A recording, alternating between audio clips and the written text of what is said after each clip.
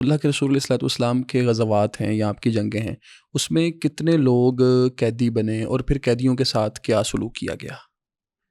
بدر میں جو لوگ 70 قیدی بنے تھے نا، ہوں رسول مکرم صلی اللہ علیہ وسلم نے صحابہ کو اسپیشل طور پر حکم دیا ان کے ساتھ حسن سلوک کرنا ہے، ٹھیک۔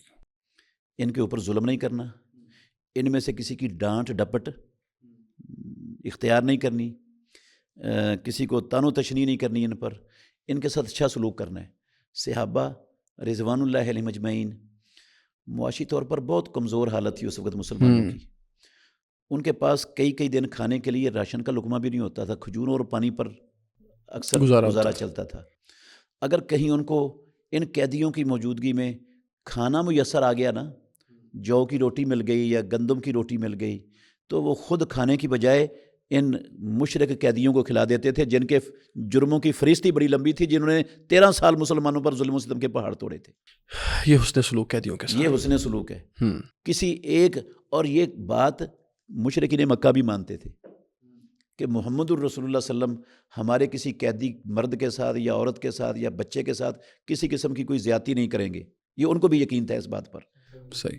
تو پھر رسول اللہ صلی اللہ علیہ وسلم نے جو 6000 قیدی پکڑے تھے حنین میں۔ جنگ حنین کے موقع پر، سب کے سب کو فری میں چھوڑ دیا، فری میں آزاد کر دیا۔ چھوٹا احسان ہے یہ، اللہ اکبر۔ حالانکہ انہوں نے تیر اندازی ایسی کی تھی کہ سارا مسلمانوں کا لشکر بکھر گیا تھا، اس کے باوجود رسول اللہ صلی اللہ علیہ وسلم نے کچھ نہیں کہا انہیں، اور ان کو فری میں آزاد کر دیا، فری میں سب کے سب کو چھوڑ دیا۔ ہوں پھر اس کے علاوہ باقی جہاں قیدی مسلمانوں کے پاس آئے ہیں ان کے ساتھ حسن سلوک ہی کیا گیا ہے۔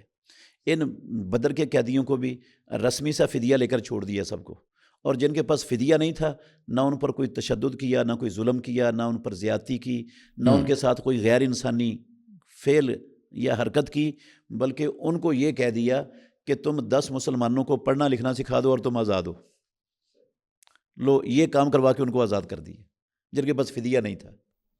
بالکل ٹھیک۔ ایسی قیدیوں کے ساتھ حسن سلوک کی مثال دنیا میں کوئی نہیں پیش کر سکتا جو محمد الرسول اللہ صلی اللہ علیہ صلی اللہ وسلم علیہ وسلم۔ نے جو ہے نا وہ اختیار کی۔